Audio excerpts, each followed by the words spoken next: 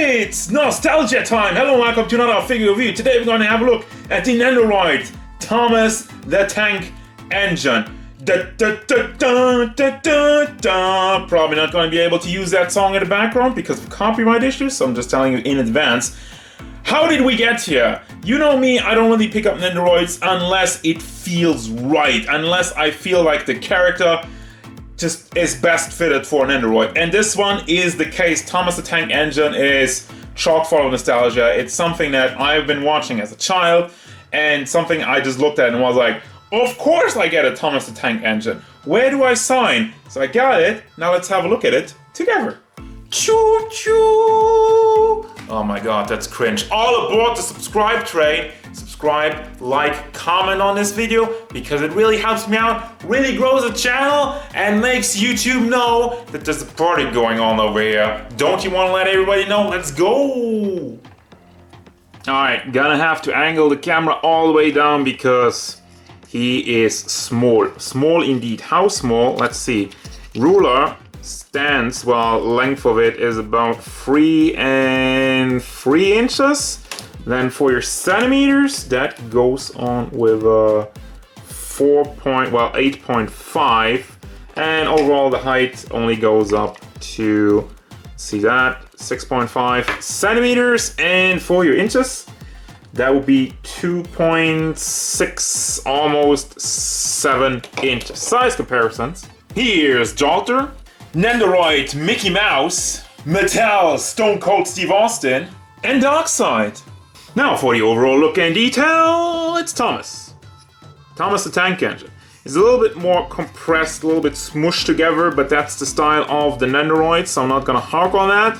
The look and the paint is nice and bright, colorful, and he kind of has that semi-creepy face. Can also move the eyes around. Let me get into that real quick. You have different faces, which I'll have a look at in a second, but you have this kind of one-winged whatever it is, and then you can move the eyes around and can make some weird things with that. I'm not gonna get into that, but you know, I'm just, well, there you go already. Thomas over here. Now the one thing I gotta say is like, I'm a little bit disappointed with the paint itself because it seems like the entire tank engine, the entire locomotive is just blue plastic. And the paint is just printed on there. As such, it is clean.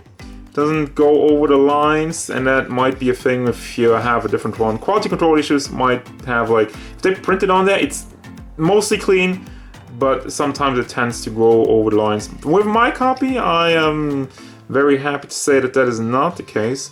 And everything that's just has a different color, except for everything on the side of it, seems to be a single piece. Like, you can take this off. Why? I don't know. You don't get like a minifigure to put in there. That would have been cool, but don't get one. You have the coal in the back, which is a nice detail. And this little white anchor piece, I'm guessing. Some black dots in the back. And this one, you can take this one off. There's a practical use for that. It's the detail on these tiny things is still pretty cool, but it's just black plastic. And the other thing about this is he doesn't roll. This does not move around. And that's just disappointing. But still, I gotta say, the paint is executed well, and the mold, it looks like Thomas the Tank Engine. But it's one of these cases where I feel like they could have done more. It's very simplistic, it's very stale, it doesn't move around, and well, maybe the accessories can save it, because that's what Nendoroids are really about, right? The answer is no. I am shocked at how minimal the accessories are for a freaking Nendoroid, which is the name of the game. Let's get over it real quick because there's not really that much. Have 2 more faces, one surprise face, one angry face. Both look equally well. Don't have trouble with that. And I mean, like, the amount of faces is good. Then you have, we already had this to move the eyes around, which isn't really an accessory. You got an extra ball hinge, which I'll get to in a second. It has a use. And you get this, this carriage thing, which, same thing, just like gray plastic, black plastic, that's about it. They do have holes in the lower part, but they don't come with a base also. Well, to be fair, Thomas doesn't really need a base because he's stationary, he's trained, so you can't really move. Well, you could move it around and put it in like an action pose just for funsies, but since you don't have a base, yeah, no to that. So you might be wondering what's about this? What is this flat area which doesn't have anything on it? Well, didn't these things usually have faces? Aha! You get a sticker. A sticker. You get a sticker for that. You couldn't even give this thing a face. Wait, seriously? Just you couldn't mold this. You couldn't mold this. Slap it on there. Just the one face. Just the one. That's all I'm asking for. No, you get a sticker. Okay. That also same thing. Doesn't roll. Doesn't move.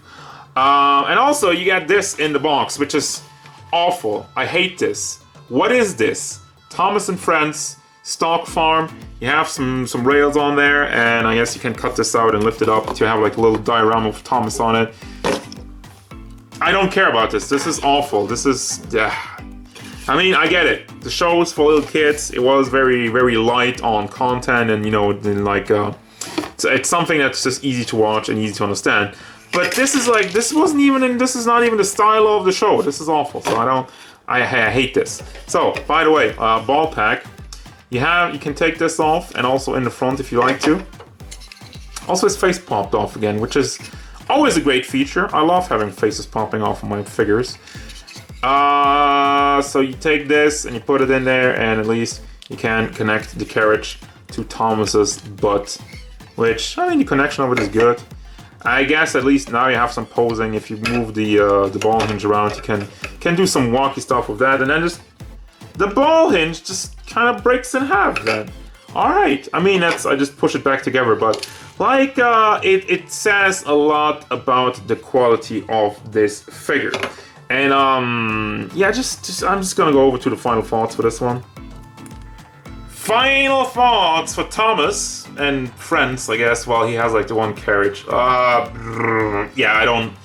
this is really disappointing. It's like one of these cases where, first and foremost, the figure looks good. There's not really any big issues other than, you know, they could have had blue paint instead of just blue plastic. Would have made it a little bit more extra, a little bit prettier.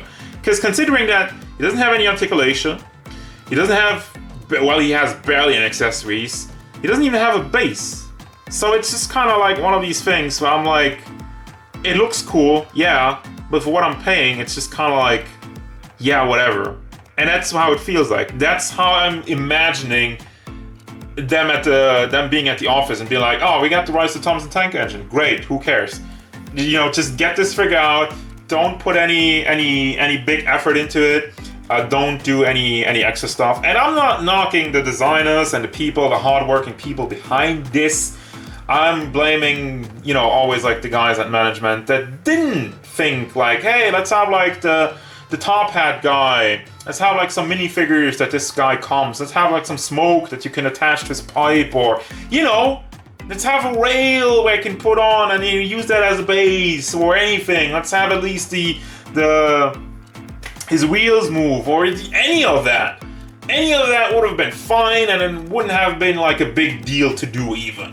And they could have done it, but they didn't. They didn't care for it, so as such, I don't care for it. Looking at this, this was probably just targeted at kids. So if you want a Thomas the Tank Engine for your child, sure. But then again, like for small kids, it's like the face popping off and the roof popping off. That's not a great idea for kids. So I don't even know who this was supposed to be made for. Yeah, no, I literally cannot come up with a reason to really recommend this unless you've been waiting for like a more detailed looking Thomas the Tank Engine figure. I don't even know if there's any alternatives around. So still, I'm just disappointed. I'm disappointed in this one. I wish it would be better. I wish it had more stuff that it came with. So as such, again, I will not recommend it. That's gonna do it, guys. As usual, thank you very much for watching. Don't forget, if you enjoyed this review, hit it up with a like and subscribe to the channel so you can stay tuned for more figure reviews, card game stuff, and whatever Thomas wants.